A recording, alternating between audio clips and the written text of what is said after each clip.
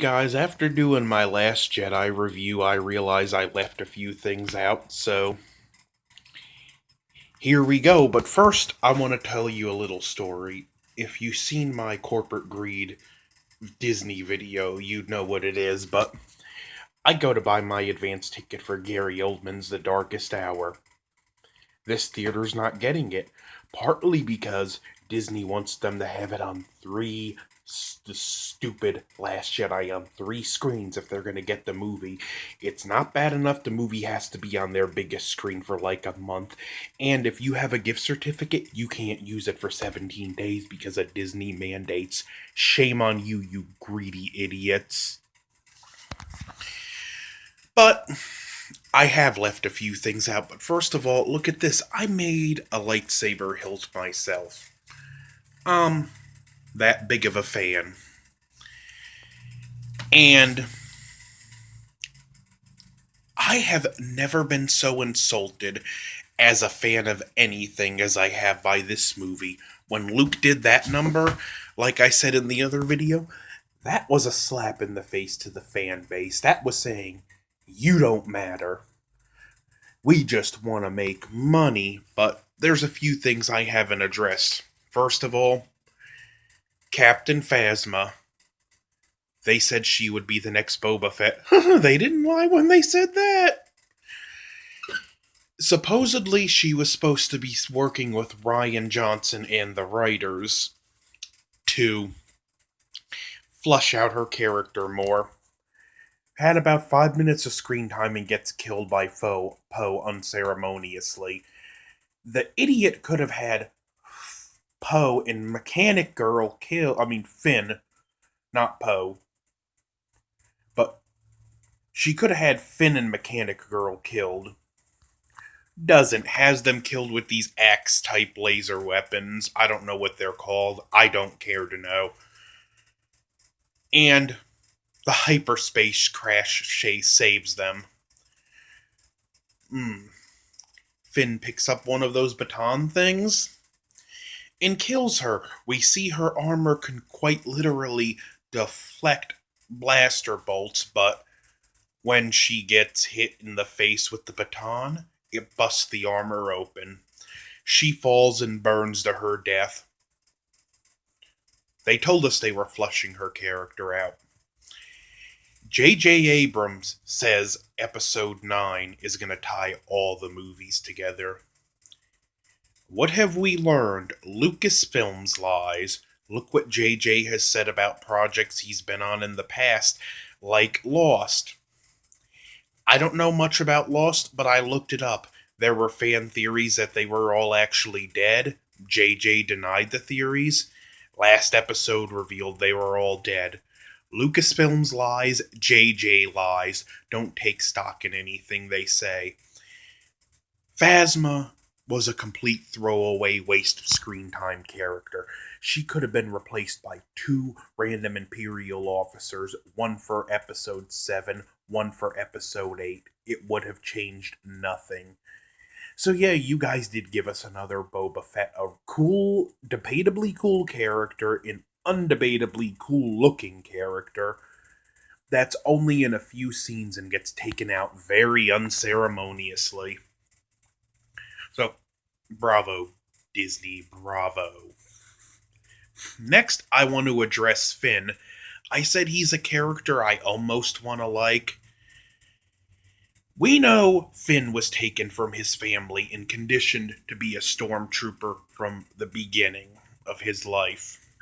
This character, even though he may have suddenly woke up and realized what the First Order is doing is wrong, I could buy that. Beyond that, should have had a very rudimentary sense of right and wrong, to the point where grasping the concept would get him and his friends in trouble frequently. And where I said he should have died at the end of Last Jedi, it would have been a great story arc, an emotional farewell to his friends. I may not always know what the right thing is, but I know this is the right thing to do. You guys have accepted me and taken me in as family. And if I can give my life for you, that's what I'm gonna do. Nope, had to have that stupid mechanic girl knock him out of the way. The traitor to the militia. Ugh. And let me talk about the hyperdrive scene where Admiral Midlife Crisis Hair crashes into the First Order fleet.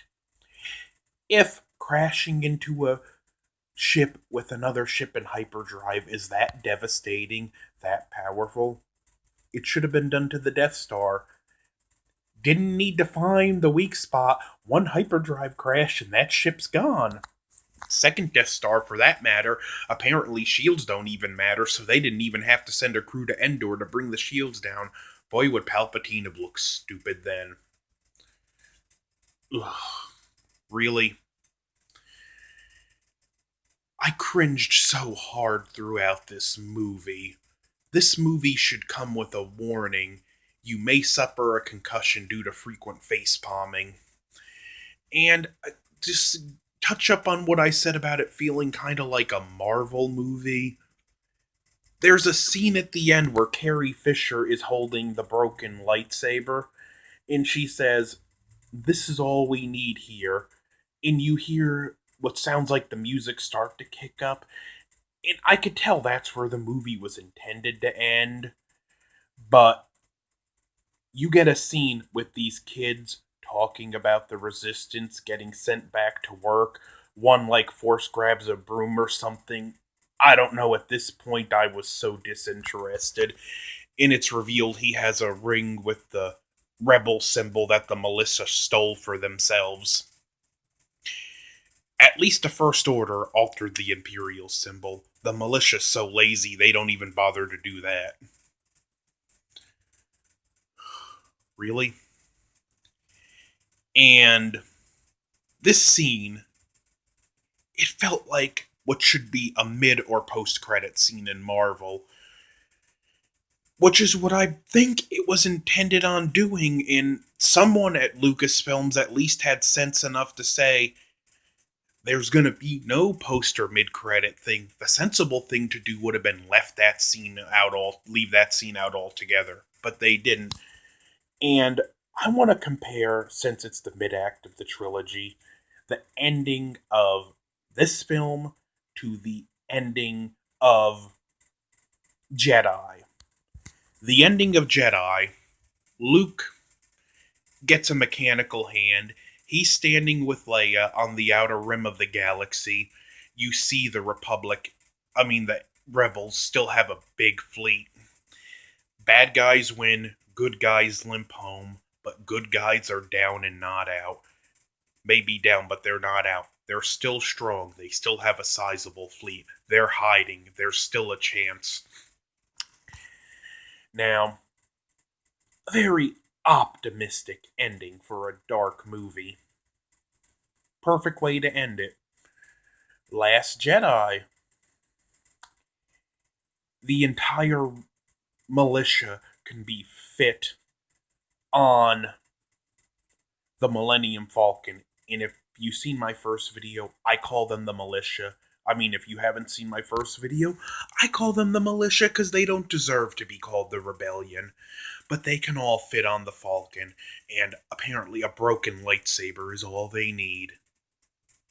There is no hope or optimism in that ending. It's doom and gloom, even that little tacked on scene at the end.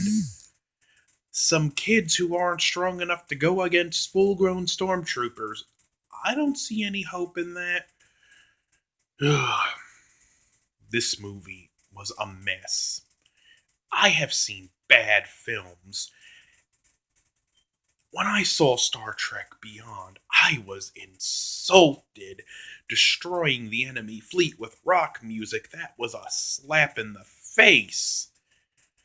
Where Beyond felt like one slap in the face, this film felt like multiple slaps in the face, and for good measure, spitting.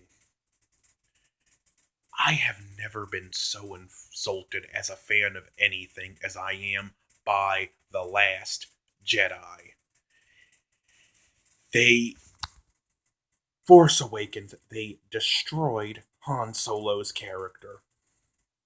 This one, they destroyed Luke Skywalker's character, although Carrie Fisher might as well have not even been in the movie for what all her character did.